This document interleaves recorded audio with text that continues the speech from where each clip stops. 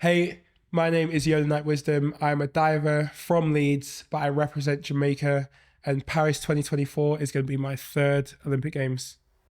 So joining us today is a diver from Leeds who has qualified, inverted commas, we'll come on to that in just a minute, for Paris 2024, which will be his third Olympic Games. His international medals include a silver in the Pan American Games, 2 silvers in the Diving Grand Prix, and a silver medal in the Diving World Cup. And unlike our other guests on 381 miles, he doesn't represent Team GB. Instead, he dives for Jamaica. And at Rio 2016 became the first male diver to ever represent his country. Yona Knight Wisdom, welcome to 381 miles. Thank you very much for having me. I'm very excited about this. Now, everyone who's sat in that chair to have a little chat has had a cup of tea. You're the first person to request a refill before we've even started the podcast. So you're already on brew number 2, which is proper Yorkshire. It's pretty good going. Pretty good going. There's so much to chat to you about. Whether it's how you got into diving, your Olympic experiences, the major injury you had and your recovery from that, the fact that you're a budgie smugglers ambassador. But I thought I'd warm you up before we get onto that bit, mate. But first, it's worth saying, as I said in the intro there, you dive for Jamaica. That's right. You're sat here in your Ajax Bob Marley Three Little Birds shirt at the moment. Talk to us a little bit about that. Jamaica feels like the right place to start. So that's through your dad, right? That's right, yeah. I felt the Bob Marley shirt was quite fitting for today. I made the decision basically in 2011 to switch my allegiance and represent Jamaica, give up the chance of representing Great Britain at international competitions. I had never actually represented Great Britain beforehand, so I didn't have any struggles or issues when it came to switching the allegiance because I didn't have that in the past. But yeah, it was all about just giving myself an opportunity, really. As you can see from me sat here, compared to other divers you might have had on this podcast, I am a slightly different body shape to most divers. So I find it a little bit more difficult to do certain dives and do certain skills. And that's been a disadvantage for me for a long time. And in terms of Great Britain, it's very, very, very competitive in my event. It has been for a long time. There's been a lot of very good divers. So had I tried to represent Great Britain, I might have made it to a few competitions here and there. It might have been a bit touch and go. I definitely wouldn't have developed the experience and the confidence that I developed representing Jamaica.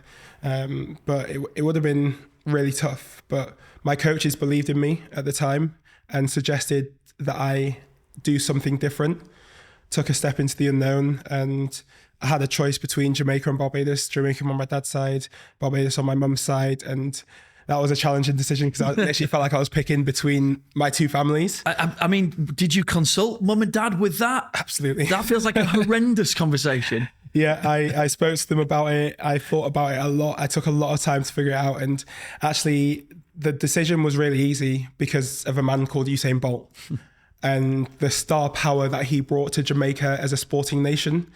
It meant that as soon as you put a Jamaican tracksuit on, I feel like people look at you in a different way and appreciate you in a different way, even before you've competed, because of what he's done, because of what Shelley-Ann Fraser-Price has done, and Asafa Powell and those before them. So I felt that if I was going to achieve what I wanted to achieve, and if I was going to be able to attract sponsorship, for example, or, just make a name for myself, I felt that I could do that more easily with Jamaica than with Barbados. And it was tough to say that to my... Did you ever sit down? Was it like an intervention?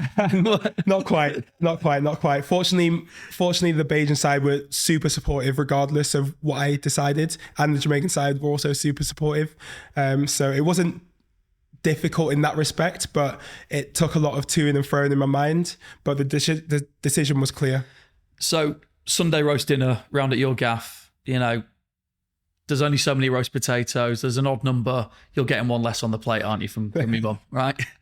No, my mum would always give me more food. Okay, fine. Always give me more food. Good. That's the thing to mention. I mean, it's worth saying here because, you made that decision as a personal decision to make. And you mentioned about yourself. I mean, you're a big guy, right? 6 foot... 6'2" and a bit. All right. So for diving, that's pretty tall. Yeah. But you also made history, the first male diver to represent Jamaica. That's something you'll always have. Yeah. It's something that I don't think I'll appreciate as much now that I'm still in it. It's something that I'll really appreciate, I think, once I've retired and once I can look back on my career, all the moments of history that I've made, because pretty much every time I compete, I'm making history and, I'm doing something different. And, that dream of making the Olympics, when I decided to represent Jamaica, it seemed such a long way off, but it was testament to my coach and the plan that we had made looking forward for that 4-year cycle. And there were a lot of downs. There were a lot of times where I felt that it was impossible and I was nowhere near the standard, but it was really motivating to know that it was all in my control. No one else could decide that I wasn't good enough, or no one else could say, I'm going to pick him over you. It was all in my control. So the more I put in, the more I would get out of it, which made it easy because I just had to work hard. I had to graft, try my best, and look back with no regrets, and then just take whatever I got. And fortunately, it worked out in my favor by only 6 points. That's the margin of error that I made it into the semi-final with. And, the rest is history, I guess. It's interesting with Jamaica and diving, because if you did, playing Family Fortunes or whatever, you say, name the top 5 sports associated with Jamaica. Not many people are saying diving, are they? It's a bit of an outlier, really. Absolutely. I mean, an outlier, I think, is an overstatement. It's nowhere near that. But I think it should be one of the top 5 sports in Jamaica now, because if I make 3 Olympics, that's one of the most successful non-track and field Olympians. The only one that I know that's made more Olympics not in track and field is Ali Atkinson in swimming. She made 5. So for me to have made 3 in a sport that Jamaica has no understanding of and no real culture of is very impressive, I think. But I think the work then has to begin to make sure that I'm not the last. Yeah. Because before me, it was a 44-year gap since the last Olympic diver for Jamaica. And I don't want it to be another 44 years. I feel an obligation to make sure that I leave some kind of legacy on the island, to not necessarily create the next Olympic diver, but just make sure that diving is not such an alien sport on the island. It's an amazing thing. I was looking through the Wikipedia page for the Jamaica team for Rio 2016, and I want to talk to you about that and that opening ceremony as well. We need to talk about that. Yeah. And you go down, it lists all the athletes that are there, and it lists all the sports as well. Yeah. And you've got the running, track and field, and it's 100 meters, 200 meters, 400 meters, 800 meters, all the relays, and it lists it for the men, it lists it for the women, and then it goes down to the other athletics ones in terms of hammer and javelin, and then right after that, it says there's this line, it's you. It's like diving, just one thing, like wisdom, and there you are, part of that team. Yeah, it's amazing, and it was the same thing for Tokyo as well. I think in Rio it was somewhere around like 64 athletes or 60 athletes, something like that. There was literally 56 track and field, and then 4 non-track and field. So 1 diver, 1 gymnast, 2 swimmers. Then Tokyo was 1 diver, 1 gymnast, 2 swimmers, one judoka. So I don't know what it's going to be like for Paris. I don't know if there's anyone else that's actually qualified in a non-track and field sport, but hopefully we can get someone else that is not in track and field and start to continue building Jamaica outside track, because the JWA are really trying to push that, the Olympic Association. They're really trying to push the non-traditional sports. And I feel like I've had an important part to play in that. And that feels really cool. Let's talk about Rio, because that was your first Olympic experience. And the opening ceremony, you're there with the Jamaica team and some of the names. I mean, I know you're saying, I think he said he was too lazy to go to he didn't go to it. Yeah, which I was really disappointed with, because it would have been so cool to walk out in the opening ceremony with Bolt. But, he couldn't be bothered. Fair enough. He earned the right to not be bothered. And he did up pretty good in that particular games. But I want to touch you. You actually took your GoPro to it, and it's a great little YouTube video that you've got. But anyone who doesn't kind of know how stadia work, if you're in a seat as a spectator, you see the field in front of you and you see everything. If you're working in a stadium, the underbelly of a stadium is not particularly glamorous, right? Yeah. And you're all lined up there ready to go with the team. You've got the bright yellow and with the green stripes. It's such an iconic sort of jersey and outfit for anyone who's representing Jamaica. And then you walk through what's effectively like a giant shutter that you'd see on the end of a shop, because this is the entrances to the stadiums that you come through. And then, boom, the stadium's in front of you and everyone's going crazy. Just talk me through what that's like, because because you got the GoPro and I can't see your face on that, right? But I can imagine. I can sense the smile. Yeah. What's it like? It was one of the most amazing moments. The entire ceremony was amazing because I had dreamt about it. I thought about it for so many years. I remember sitting and watching the Beijing opening ceremony, the London opening ceremony, and just imagining what it would be like if I was a part of that.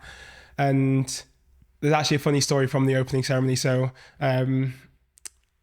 the way that it works when you're an athlete and you're about to parade is, as you say, it's not very glamorous at all. You're outside the stadium, just like snaking around in a really long queue, just waiting your turn to go through the tunnel and then out into the stadium. It's actually a lot of standing and waiting around, which is pretty dull, to be honest. But as I was waiting, I saw Andy Murray, and he was the Team GB flag bearer. And, obviously absolute legend, watched him a lot playing tennis, and wanted to get a picture with him, obviously.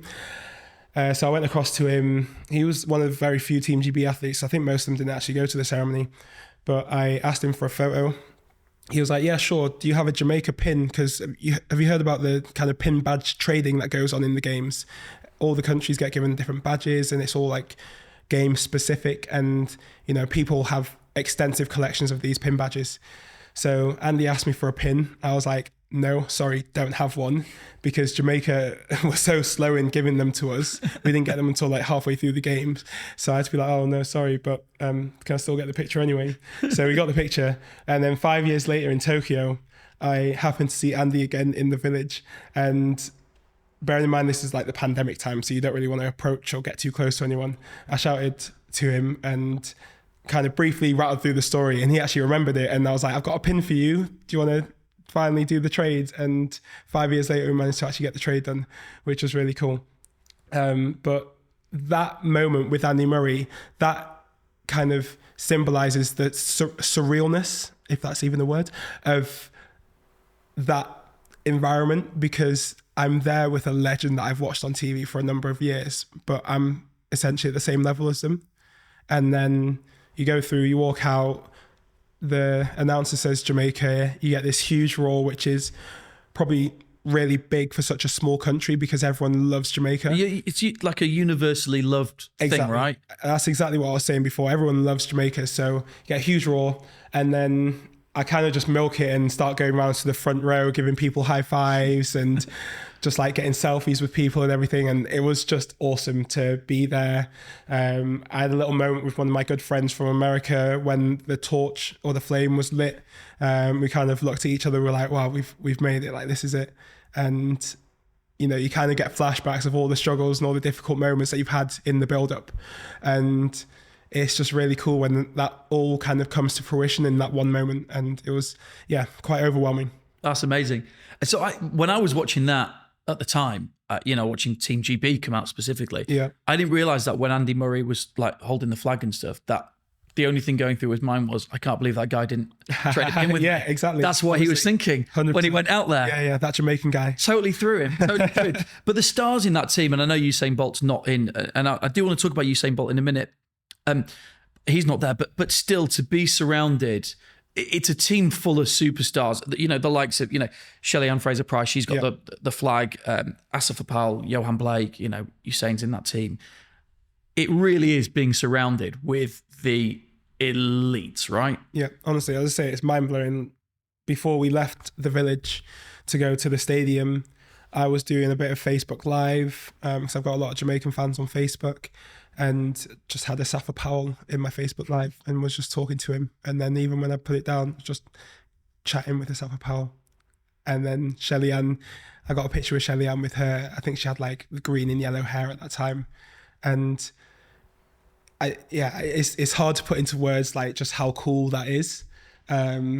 Mainly because when I was deciding to represent Jamaica, I was thinking, imagine how cool it would be if I could be on the same team as these guys. And there I am in person with them, and they know who I am and they appreciate me, and they might have seen me dive, and just unreal. There's this great little bit because you imagine all the athletes know they've been briefed exactly what's happening and going to go into the stadium, then you'll go into this section and then, the torch and all this kind of stuff. There's this great bit where you all just turn around to each other and go, where are we going? Yeah. What are we doing? no one knows what we're supposed to be doing. You're just following the person in front and hoping that they know what they're doing, and you hope for the best. But yeah, it's all a bit of organised chaos. I remember an opening ceremony or it might have been the closing ceremony for the Commonwealth Games in Glasgow. So my first games, they did this thing where the athletes had to go and hide in tents, and then on the count of 3, everyone runs out of the tents into the stadium. I don't really know what the thinking was, but it turned into a bit of a shambles. A person that I was in the tent with ran out in front of me, slipped and decked it hard in front of everyone. And yeah, no idea what was happening, but it's creative minds. That's really, you just want to get on with it, but someone somewhere has thought, let's do the tent thing. That'd be good. Honestly. Usain Bolt, you mentioned him right at the start. You know, obviously an iconic figure in global sport, not just track and field, not just Olympics, but global. One of the biggest names to have ever, been in the sporting world. What is the ripple down effect of having someone like that at the helm of a team? What does that do for the rest of the team? I think there's positives and negatives to it. Probably in track and field, actually, probably more negatives than positives, because he becomes the standard and the expectation. And when that expectation isn't met, then you're maybe looked upon in a more negative way. So the pressure is probably higher.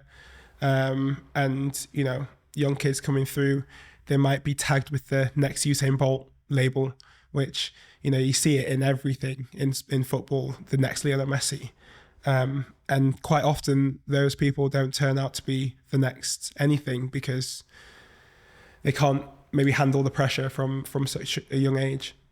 So I'd say actually in track it's probably more negative than anything, but I don't know 100% because I feel like they have a lot of benefits as well. They get probably a lot more funding and a lot more sponsorship deals. For example, a lot of the track and field athletes have deals with Puma, and Puma maybe won't have the same connection with Jamaica if it wasn't for Usain Bolt. For athletes in other sports, I think, as I said at the start, it's cool to represent the same nation as Bolt does, but I actually don't think there's that much benefit other than the, I think, extra attention that you maybe get by just representing Jamaica. And particularly since he's retired, it's definitely still a thing of pride to put on those colours, knowing that someone like him wore it. But I don't think it brings particularly any extra respect or extra support or anything. You could say financially that's quite a big thing in sport. It definitely doesn't help in that respect.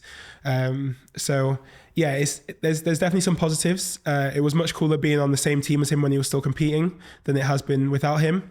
But I think there's always the possibility that someone comes through that will match Bolt. So recently there was someone that broke his 400 meter world record at under 17 level, and again focus on Jamaica immediately. So that wouldn't happen without someone like him, I guess.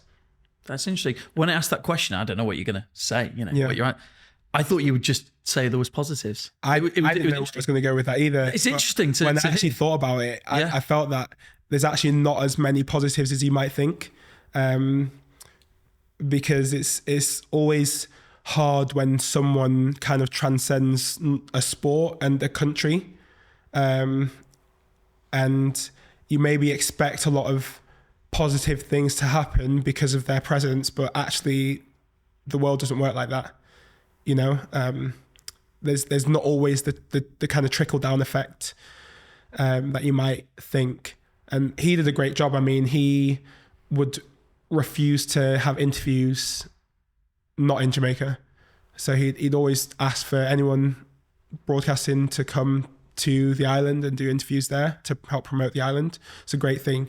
But I think there's also potentially thoughts that the JOA maybe didn't utilize his presence as much as they could have done before he retired to promote the island for tourism or other things.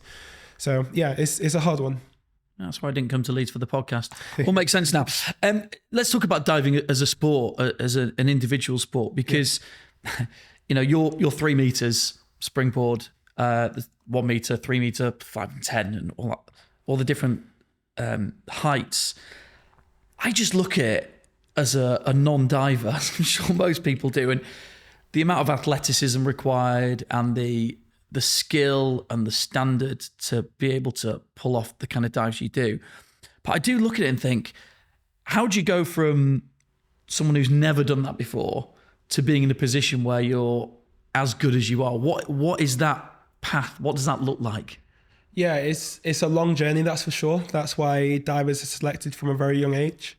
Even when I started at the age of 9, I was actually quite late to start diving, but I had a few years of gymnastics previously, so I had all the foundational elements in terms of spatial awareness, understanding of my body, flexibility, power and ping, so like the ability to jump quite high. I So had it's all called that. power and ping. Yeah, we call it ping. Yeah, just a nice little word for jumping ability. Because when someone's like pingy and quick. Yeah, no, it describes it well. Yeah.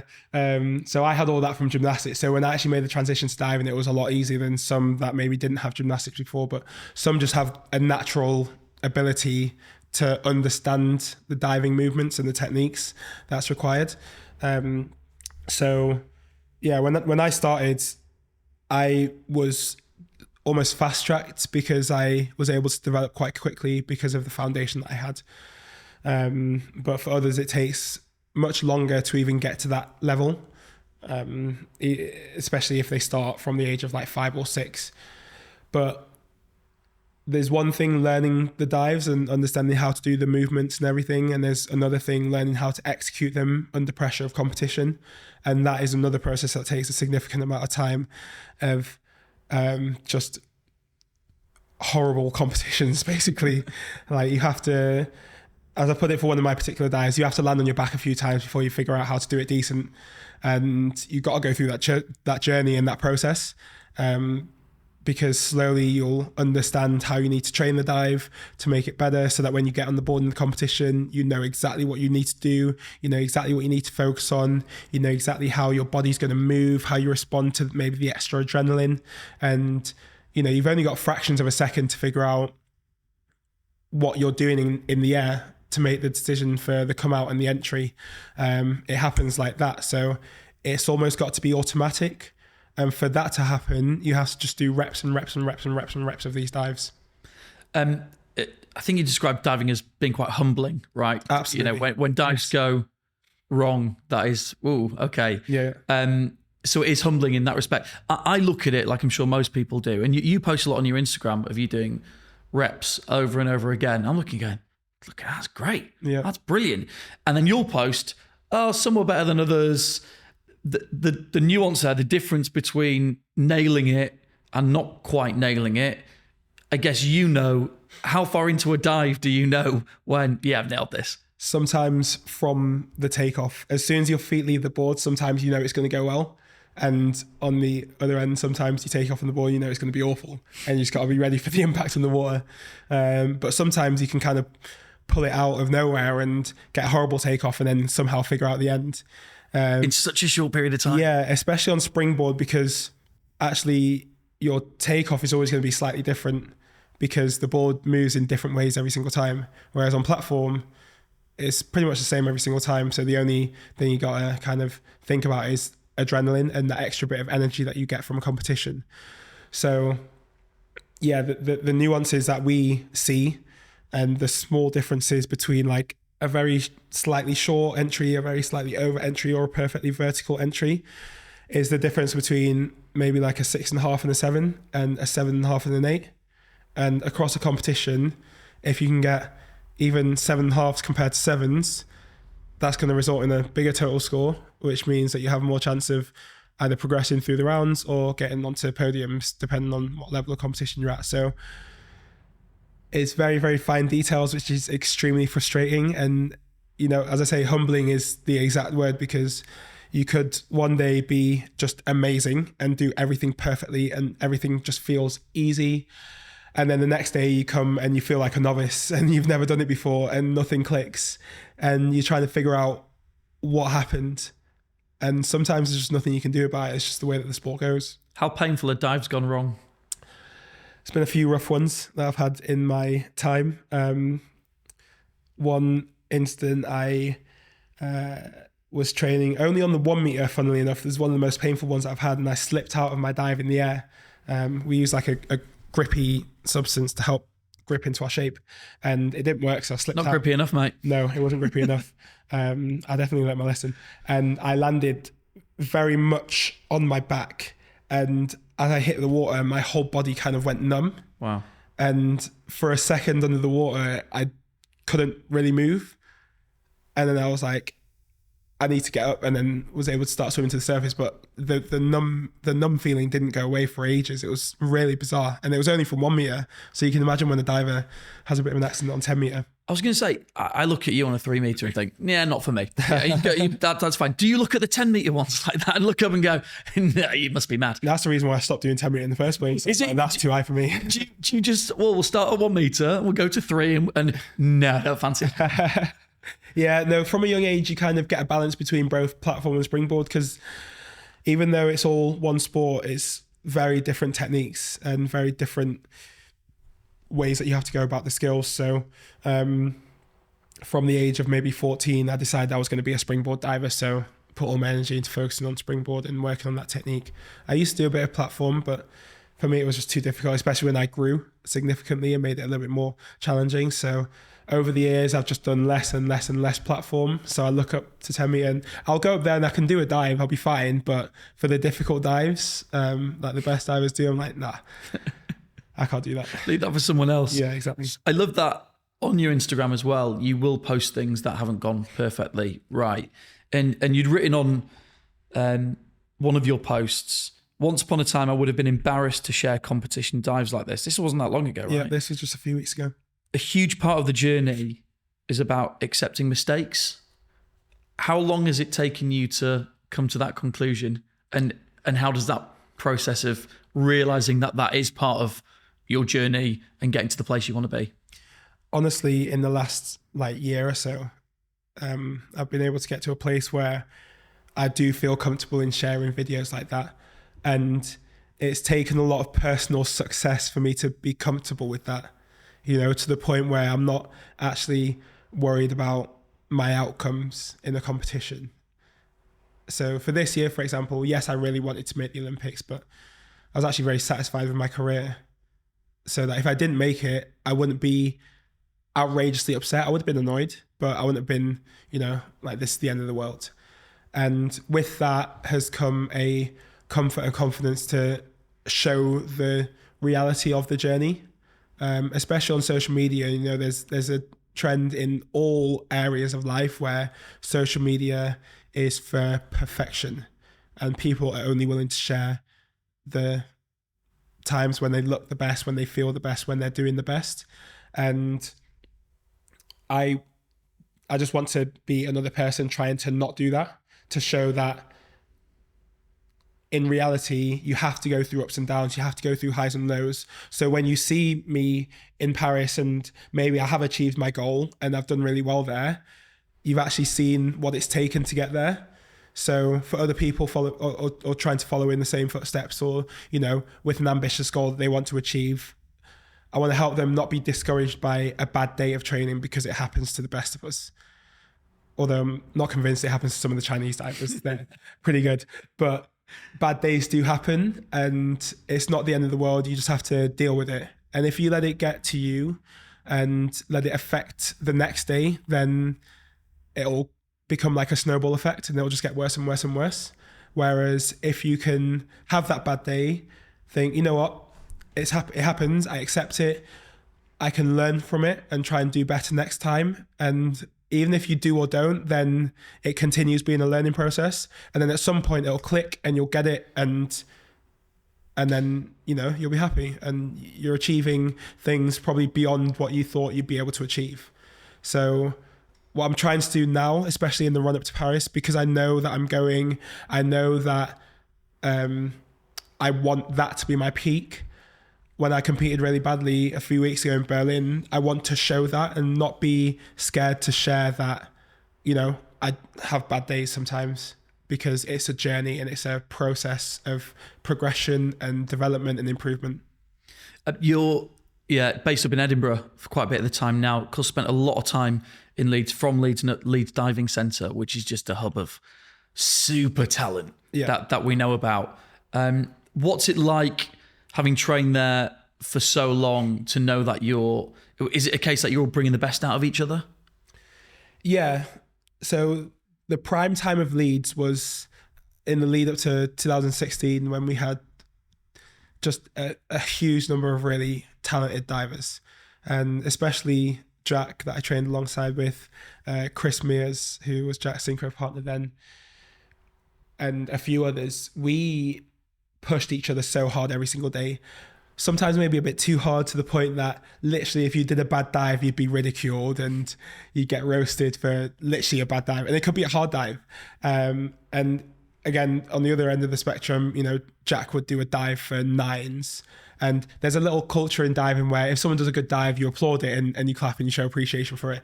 But Jack would be doing such good dives so frequently, I wouldn't even bother clapping for it anymore because I'm bored of seeing that. It's too good. But that means that it keeps his standards high, because when he does an exceptional one for a 9.5 or even a 10, that's when you get the appreciation. So for me, training alongside those guys made me push myself to a level that I might not have been able to push myself to, and without them. So they really were an integral part of why I was able to progress and develop and get to the Olympic level.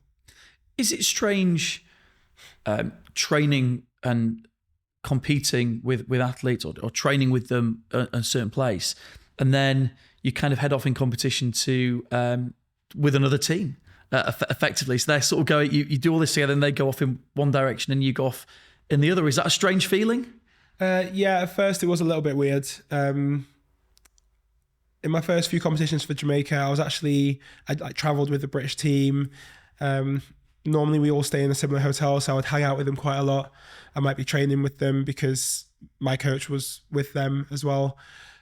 So I kind of felt like a part of the British team, but just not quite a part of it. So I didn't feel left out too much, but there was definitely points where it did feel a bit lonely sometimes. For example, if I went to a trip and there was no British team going, so it forced me to make friends with athletes from different countries, which was really cool because now I've got friends all over the world. Or, at the Olympics, I'd be staying in a very different block to the Brits, and, they'd go off and do their thing and I'd get a bit of FOMO because I'd see maybe later on Instagram that they'd done something fun and I'm just in my room on my own. So there was bits of that, but diving's a very friendly sport and we all support each other quite a lot. And especially because I spent so much time training with them, I always felt a part of it. Even if I wasn't part of Team GB, we had a Leeds crew, and I was always 100% a part of that, which was really cool and reassuring at those events. Love that. And in terms of, I find it really interesting with athletes who end up at the Olympics, because you all start off at just kids who are really good at the sport you do, right? That's saying 8, 9 or whatever, scouted as a kid had come into the school. And then this journey starts. And at that age, you're not thinking about anything other than just diving, right? You're just having fun and enjoying what you're doing. And then it becomes serious, right? So, funding, for example, how difficult has that been to be able to maintain this journey that you want to do in a sport like diving? Yeah, it's been hard. There's been periods of time where I've not had much money. And if I am trying to train as a professional athlete, doing that with not very much money is quite difficult.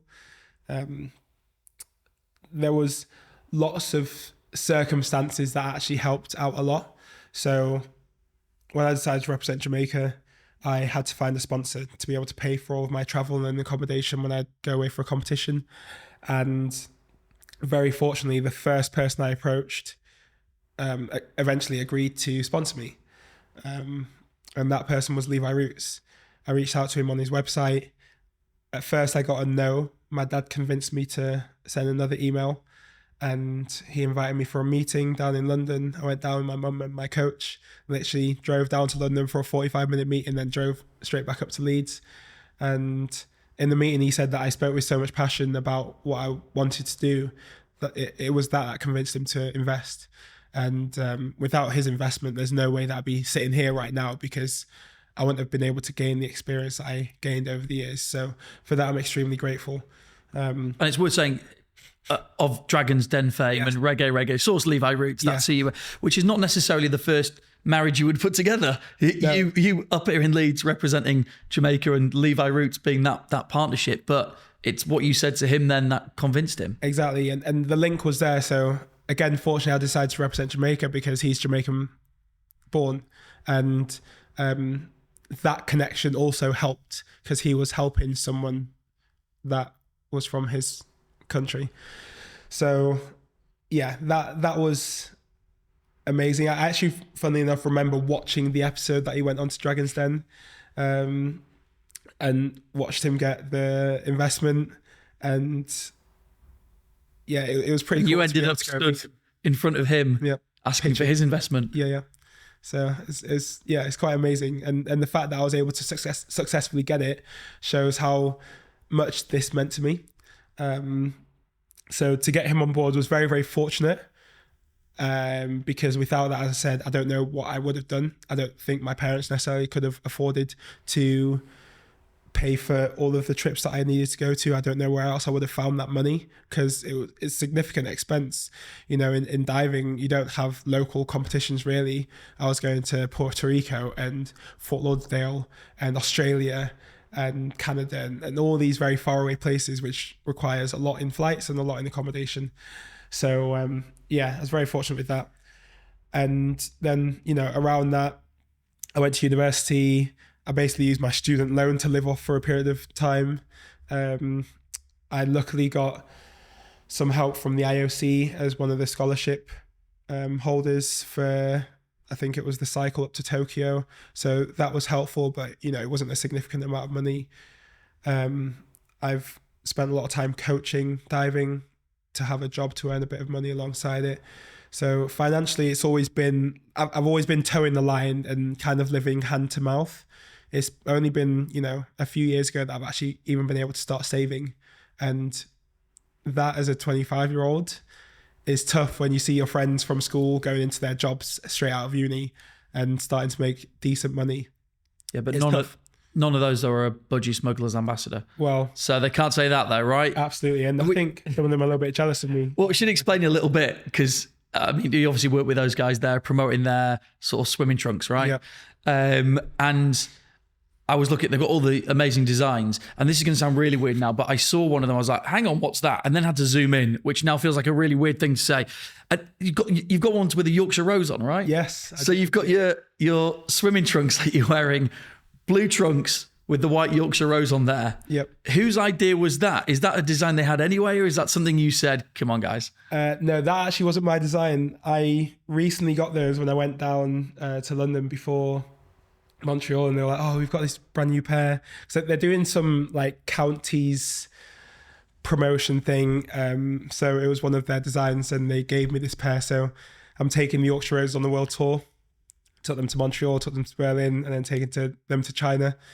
So yeah, it's really cool. But I've also been able to design my own pairs as well a few times, which has been class. So I had a pair designed for Tokyo. Currently in works to design a new pair for this summer, which I'm really excited about. And yeah, it's been an awesome relationship. They're a really cool company to work with. And you know, it was always a dream to be able to design my own trunks, because you don't really see much swimwear with the Jamaican colours. So the fact that they've been able to do that and make it look cool has been awesome. Yeah, it's great. There's a lot of people going straight to your Instagram now to check out the Yorkshire trunks there. I hope so. We can't really talk about your... Go on, do you want a sip of water? Go on. It's the excitement. Yeah, I know. I understand. We can't really talk about your story without talking about injury. Yes. And adversity, because... I mean, is it back end of 22, start of 2023, around that New Year period, you had a pretty bad knee injury. You had surgery, back in competition within 21 weeks, I think it was. But to get an injury like that at that stage of an Olympic cycle, so, 18 months before, a year before you're going to need qualification, and a really bad injury as well.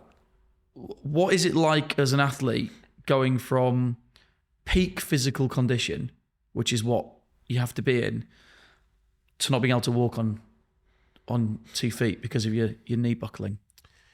You know, the funny thing is, I feel like the answer that you'd expect is something like terrifying or worrying or something like that. But I was weirdly calm the entire time. Weirdly calm.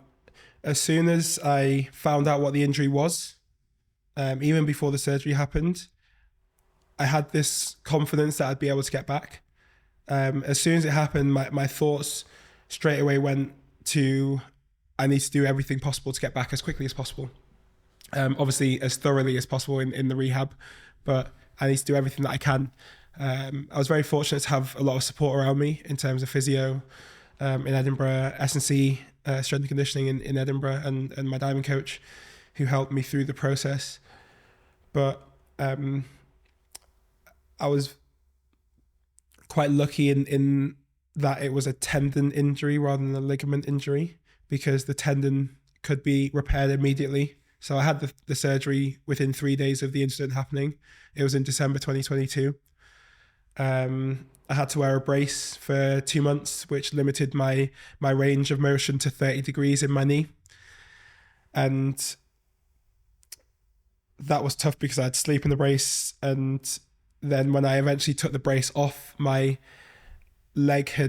quads had basically just dissipated completely. All the muscle was gone, so I had to rebuild the muscle. It looked like my leg looks now. You know what I mean? Rather than I saw a picture of it. I was like, yeah, my leg looks a little bit like that. I don't want to do you a disservice. I won't make any comment. But then when the brace came off, I had to find the range in bending my knee again, which was painful and tough. But again, my physio helped me through it. But yeah, it was a real shame because 2022 was one of the best seasons of my career. You know, I had really good performances at the Commonwealth Games, some of my highest international scores ever.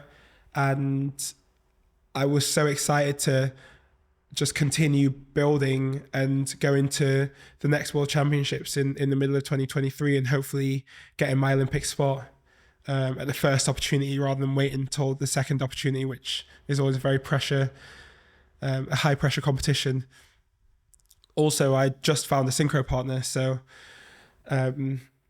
Johan from Calgary, he was in the same situation as me, had a dad from Jamaica, got his passport, actually moved across to Edinburgh to train with me. And it must have been 3-4 months after he had moved across when I had the injury. So actually, he was a huge motivation to make it back because we also had an opportunity to qualify for synchro. And I didn't want to let him down by this injury stopping me getting back to full physical fitness. So yeah, I pushed really hard and I did my absolute best to get back to diving at my best. And it was also somewhat refreshing in a weird way because such minor things then became really exciting. I remember the first day that I was able to like lift my leg off the floor without using my hand on, I think it was like Christmas Day, 2022. And that was amazing. And, finding joy in such a simple thing was really refreshing. Then when I got back into training, like the first time that I could do like a half squat, the first time that I could jump, the first time that I could get back in the water and dive, the first time that I could, do a normal takeoff on 3 meter, the first time that I started doing my competition dives, the first competition I got back into, it was all so exciting and so refreshing, which I'm almost grateful for. Sort of like a little reset. Yeah, I kind of wish it wasn't something so savage and so severe that caused that, but I'm grateful for that because it made me appreciate the sport and it made me appreciate my ability way more than had I just been chipping away because, I would have been doing all my dives like I'm doing right now and making very small mistakes and getting very frustrated because I'm like, I want to do it like the Commonwealth Games version of me. Why can't I do it like that? And I would have been getting frustrated. I know that. So I'm glad that I didn't go through that but I kind of wish that I didn't have to go through it in such a severe fashion. You've vlogged quite a lot of your journey, and one thing that I saw in that kind of setback to come back was that there really is no substitute for hard graft. Yeah. I mean, that's what it is, whether it's repetition on dives, whether it's 100 squats to get that leg back, that knee back to where it needs to be. There is just no substitute. You just got to put in the graft. Yeah, and at times the graft sucks and it's painful and it's hard and it's not enjoyable, and you know, it can make you feel quite low sometimes. But if you can find joy in some element of it, in progress and in achievement, even if it's a very small thing, then it makes that graft so much easier, because every day you're moving a step forwards. Even if it's a tiny step, it doesn't matter. It's still a step. And I was very fortunate to still have this goal of the Olympics as something to aim for in the medium term. You know, I knew that Doha was going to come very soon. I knew it was very unlikely that I'd be able to get my spot in Japan, but I still had a chance if I had a good day. But I managed to look at it in a really objective way, that I have this amount of time, and if I work really, really, really hard, then there's no doubt that I'll give myself a good opportunity, because I'm still a good diver. I've just got to make sure that my leg is supporting me. And now your leg's like that. Mine's still a twig. So there you go. Shows what you can do with hard graft. It does. All right, mate. Okay, fine. All right. Have to come down. You'll have to show me what to do. In terms of your road to Paris, you've qualified. You've qualified in all but technically, if that makes sense. Yes. So you know you've done enough. You just haven't had the kind of, whether it's ratified yet. But Paris is happening. Yep. That's the good news. One question about when you're diving in competitions and you'll be approaching Paris is, I guess you know what you're capable of doing. You know what your goals are, what your ambitions are, and you know what you can push yourself to. Where does it fall between that temptation to push yourself that slight bit further to try and improve your score as much as you can, and the risk reward of staying slightly on the safer side, knowing that actually if you push too far and one of those dives doesn't go to plan, it's effectively going to be a big hit on your score? Well, the situation I'm in currently is that the dives that I'm using in competition, they're definitely going to remain the same. I'm not going to change any dives. So the last time that I introduced a dive was in that Commonwealth year in 2022. And actually that's the dive that I hurt my knee on, because it required so much energy and power that I was just pushing so hard. And on that particular occasion, my knees couldn't cope. So I won't be going back to that dive. And knowing that my list is going to stay exactly the same makes it really easy, because I just have to focus on trying to perfect these 6 dives, and nothing else really matters. Whether I can do them now or I have to work on them a little bit all the way through, it really doesn't matter, because what matters is the day. So it's quite a kind of free mental state, in that everything that I do, yes, I'm training really hard and I'm putting all the effort in. I'm trying to make the little changes, but if they're not perfect right now, it really doesn't matter. You know, the competitions that I've had since Doha, some of them have gone well, some of them have not gone so well, but it really doesn't matter, because as long as I slowly build and develop the confidence in these 6 dives, so that when I get on the board on the 6th of August in Paris and I can do my dives to a confident and competent standard to get me through to the semi-final, and then try and replicate the same thing the next day to get through to the final, that's all that really matters. Even the training session just before the competition, it doesn't matter. I was actually saying this in Doha whilst I was training on the morning of my event, saying to my friends, like, yeah, I'm not really bothered if my dives go well or not in this training session, because it doesn't matter. I know how to do these dives. I've been doing them for such a long time. I know how to do them. It's just about whether I can remain composed in competition to execute the movements as best as possible to give myself the best outcome. Fortunately, in that situation, I was able to do that just-ish. So hopefully I can, again, make these little tweaks and changes, and then when I get to Paris, I can rely on what I know and what I'm comfortable with. I know it's all about repetition, especially with diving. What's going through your head when you're climbing up to the board and you're starting your dive, getting in that motion? Is it completely clear? Have you got a process? Are you thinking of something totally random? What's going through your mind at that point? It does vary. Sometimes it's a very clear, focused mind on maybe one or two key things I have to think about for my dive. Sometimes it's just completely random, stupid thoughts. There's been times where I've been stood at the end of the board. I'm like, have I been stood here for too long? Do I need to go now? The crowd getting a bit like annoyed because I've not gone yet. Yeah, honestly, some of the most random thoughts. So they're diving related thoughts, not like what am I having for my tea? No, sometimes it's not even diving related. I can't think of a specific example now, but it honestly has been so varied over the years that I've had just random thoughts. But again, as I've become more experienced, I've been able to control that a little bit more. The thing that you want to do the least is think, what if this goes wrong, or what if this happens, or I need to do this perfectly. Like, those are the things that you don't want to think about, because that's what kind of tends to happen. If you think, what if this goes wrong, you'll probably do it wrong. Everyone watching you now at the Olympics is going to be like, what's going through his head right now? Have I left the heating on? Yeah. What might it be at that point? But yeah, clear mind. That's what it's going to be. I was actually doing a dive today in training, and one of the divers waiting on the platform behind the board had like dropped his bottle on purpose down to the poolside because he was moving on. And I thought that I saw out of the corner of my eye that the bottle had stuck and landed perfectly. And I was there standing in my dive thinking, has that bottle just landed perfectly or not?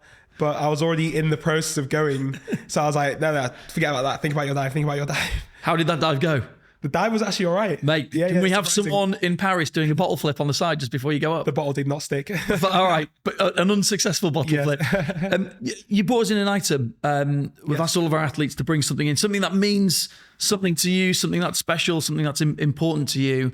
I know you've got a bag behind that chair you're sat on at the moment. Is it something in the bag? Is it what is it? It's a bit of both. Bit of both. Shall I bring the breath? Yeah. Let's do it. So I'm notoriously bad at these kind of things because I want to get it perfect and I don't always know what to kind of do.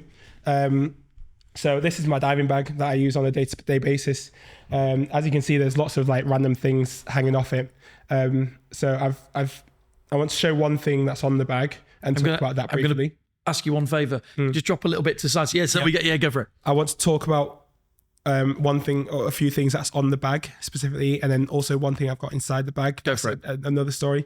So, these are various things that people have maybe given me or I've gotten that, have some relation to diving, or, for example, my girlfriend gave me this, but the lucky part of it, which was this little ball at the end, actually dropped off and I lost it. So that's a little like a sort of bead bracelet type got it in thing. Turkey, and it's meant to mean some kind of luck, but then I lost the end of it. So you lost the lucky bit. But I thought I'd keep it. All right. We got this little thing in Birmingham at the Commonwealth Games. Some kids around the country, around the city, had like created these items for all the athletes, and it was just left for us in our room. Someone knitted this for me in Jamaica, which is really cool. Just describe us to that, what that is. This is just like a little knitted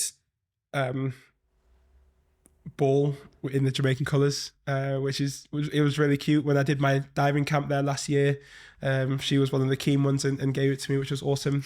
And I've also got a penguin, which is my favourite animal, on my bag. But the ones that's most important to me are on the top. And so I've got these clogs, which my coach gave to me. I mentioned my coach is from Amsterdam, so he gave me these Dutch clogs. And for anyone listening, they're very small. Yes. You're not walking around with sort of giant size 11 clogs on the back of your bag. They're like tiny little miniature ones. Very tiny, yeah. And my coach, he actually works out in Australia now, so I don't get to see him as much, but he was the one that ran the talent development program that picked me out of the school, and he's the coach that took me to my first Olympics in 2016. So I keep these on my bag at all times. Even if I get a different bag, I'll switch it across just to, remind me of him, because he's someone that's very, very important to me. So that means a lot. This was from the Central American and Caribbean Games in 2018, where I had one of my worst competitions. What exactly is it then? It's just like a little. Is it the wristband? It's kind of like a wristband, yeah, and you can kind of wrap it around, maybe tie it onto your wrist or something like that. And it just has the Barranquilla mascot and the logo and everything on it. And it's something that I keep on my bag to keep me humble, to remember that it's not always perfect, and to show me what I achieved after this moment when I was at a really difficult point. 2018 was actually my last year in Leeds before I moved up to Edinburgh. And this competition was actually one of the factors where I felt like I needed a change, because I needed to do something different. And it just reminds me of a difficult time that I got through, and I've progressed from that since. And that medal that I won in at the Pan American Games was just the year after this. So it shows the comeback that you can make when you make a bold decision. And then this last thing is a little, I don't really know how to describe it, like a little tab with some Japanese writing on it. I have no idea what it means, actually, what it says on it. But when I went to a training camp in Japan, some of the little kids that trained at that diving club gave them to us as a symbol of good luck going towards our next competition. And I love the Japanese people. I think they're amazing.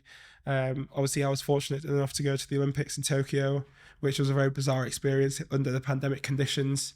And it's just something that I keep on my bag as, an appreciation for that and for them, because I just think the Japanese are really cool. So, and I feel like their good luck symbols and items mean a lot to them. So I feel like it should mean a lot to me as well, especially that they gave me it. I love that. It's either a good luck symbol, or they're still laughing at the fact that the guy representing Jamaica took the thing with the rude words on it. We'll never know. We'll never know. Yeah, we'll never know. But yeah, these three things are something especially that I make sure to put on whatever bag that I have for training. And I see them, and it subconsciously reminds me of the reasons why I have them and how far I've come since, I've kind of had them as part of my bag. And then the final thing, as I said, I was a bit unsure of what to bring, and I didn't want to just bring a medal because I feel like a medal's quite a standard one, but this one means so much for so many other reasons than just I won this medal. So this was my silver medal from the World Cup in Rio in 2016, and this is probably one of the most unexpected medals potentially in the history of diving, because there is no way that I should have ever won a world silver medal, because of my size, because of the journey that I had, because of the challenges that I faced. To put it into context, at the World Championships in 2015, which were in Kazan in Russia, that was the first qualification opportunity for Rio 2016, and you had to finish in the top 12. I finished 38th, so I was pretty far off in terms of points and position. I was way, way, way far off. This was the next world event afterwards. So in that prelim, I finished 17th by only 6 points, and that's what confirmed my spot for the Olympics for 2016. So that was one of the best days of my life. And then the next day, I went into the semi-final, and I finished in 11th place. So just snuck into the final, because it's top 12 that go through. And then slightly later on in that day, funnily enough, I had a Subway for lunch. I almost missed the training session before the final. My coach had actually booked a dinner with some of his friends because he didn't think I would make the final. So when I made it through, he joked that he'd still go to the dinner and make Jack just coach me. But he cancelled his dinner plans and came along. And I think he's very glad that he did, because I had just the perfect performance where everything went well. And I'm sure that every athlete has experienced this at least once, where everything just clicks. And that's what happened. And I took advantage of some other divers making mistakes, because it was a difficult pool to dive in. I beat the eventual Olympic champion from that year in Rio. I beat the world champion from the year before. There were a lot of good divers in that event. There was a few divers that actually compete. So the score was a little bit lower, but regardless, I got this. And this symbolized what can happen if you take a chance and take a leap of faith, and what happens when you just work really, really hard and just take your chances. But then the funny thing is, it felt like such a fluke that I almost felt embarrassed to have the medal, which is really bizarre. And this went into hiding basically for 3 years. I didn't have it out, hung up anywhere. I had it tucked away in a drawer because I almost felt like I won it accidentally and I didn't deserve it.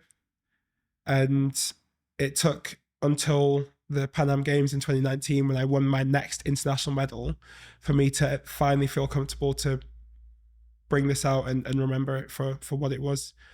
And yeah, it's small. It feels pretty insignificant as a medal. You know, it's not that grand, but it's one of the most meaningful items that I own, and one of the best moments of my life winning this medal. And I think the moment that really put me and put Jamaica on the diving map. You've had a big smiley face talking about that. Yeah. Loved it. Fantastic. Thank you for bringing those in. Final thing really is, and we've been asking all our athletes this, a little section that I have combined the word athlete and Leeds to create Leeds. Love it. Yeah. Just an absolute look of disdain on your face there. So athlete is essentially you and the city and the things that we all love about the city, but that are specific to you. So for you, best place to go in the city centre? Trinity Kitchen. Oh, nice. Place you go for a bit of headspace? Roundhay Park Lake. The big one or the small one? Top or bottom? The big one. Yeah, you know there's a top one, right? What do you mean the top one? You don't. There's a top lake. Mate, there's 2 lakes and they're interconnected with a big pathway that goes through the foresty area with the little streams and the numbered bridges, and they connect. I think I've discovered the top What are you doing tomorrow? Training and getting the train back up to Leeds, mate. All right, well, next time, round it Down. right. Okay. That was an easy way to let me down. So wait, not the place that they do the rowing.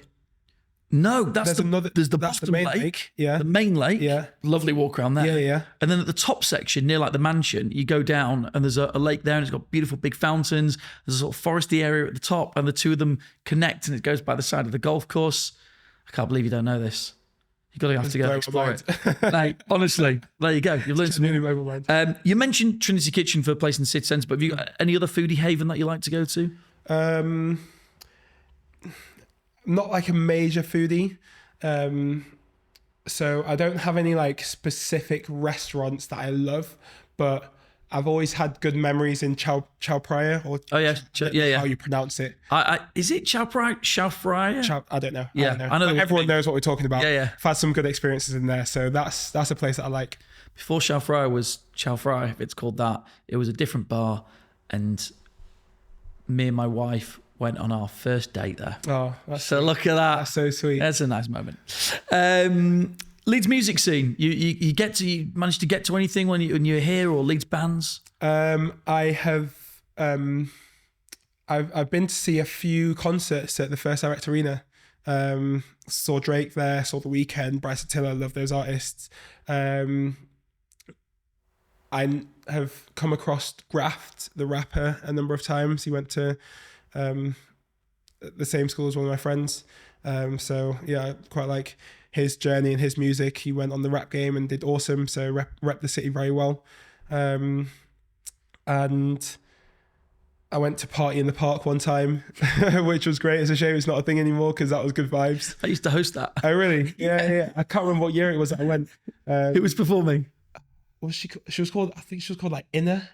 Right. Yeah, from like Romania or something like that. Right. And I was wearing this pink t-shirt and she pointed at me in the crowd. And then I think I like tweeted her later that day saying I was a guy in the pink t-shirt, and then she followed me on Twitter. And I think she's been following me ever since. Up at Temple Newsom. Yeah. Look at that. Good vibes.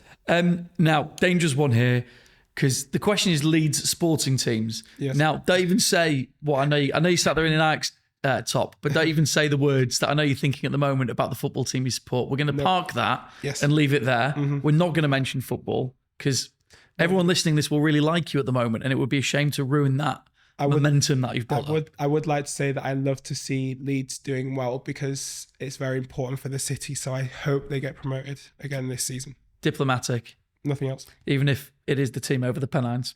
We'll move on. You're out of the city spot you like to go to.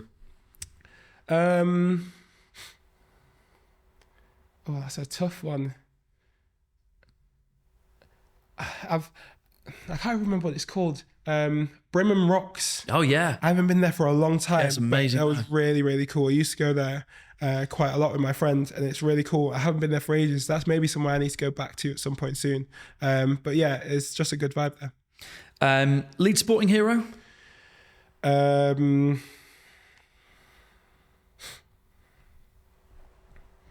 So many to pick from.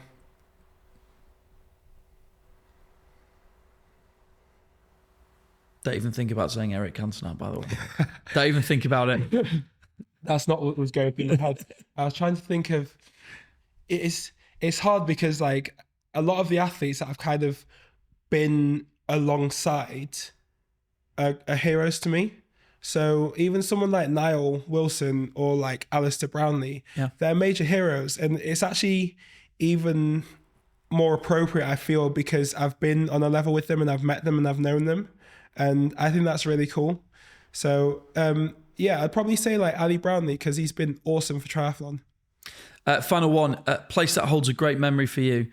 This could be from being a kid. It could be anything, but a place that instantly puts a smile on your face. Happy memory. Where would it be? You know what? And I think you'll not like that I said this, but Leeds Grammar School. Since you said beforehand that you didn't like school very much. But, you know, I go back there every once in a while, and I wish that I could relive some of the school memories that I experienced without having to relive the actual school and teaching bit. So like, basically school without any work. Yeah. I didn't hate it, but like everything else that happened, like the playing football in the playground all lunch and not actually going to eat food and just playing football for an hour straight with my friends. Those memories are kind of unbeatable. So yeah, I think I'll have to say G-Cell. It has been such a pleasure chatting to you on this podcast. I mean, really, your story is fantastic. It's so interesting, and you're still sat there clutching the medal. Yeah, there it is. Yeah. But man, you've got it. Like it's in your hands. Paris 2024 is just around the corner. Just very quickly, how are you feeling going into it? I'm super excited. I'm excited for the opening ceremony. I'm sure you've seen the way that they're doing it this year with the boats on the River Seine, which is so unique, and it's going to be really cool to be a part of that. I'm not too caught up on how I compete. I have my goal and target. I would love to make an Olympic final. I missed out on that at the last 2 games, so I'd love to tick that box. But I'm just super excited to get back to a normal Olympics and not a pandemic Olympics. It'll be amazing. There you'll be on the boat on the Seine. It's no rowing boat on the Roundhay Park Lake, is it, mate? Let's be honest. It's not the same. But it'll do. It'll do for sure. Just as long as I don't have to get in the Seine, then I'm all right. Mate, that's amazing. Thank you so much. It's been a real treat.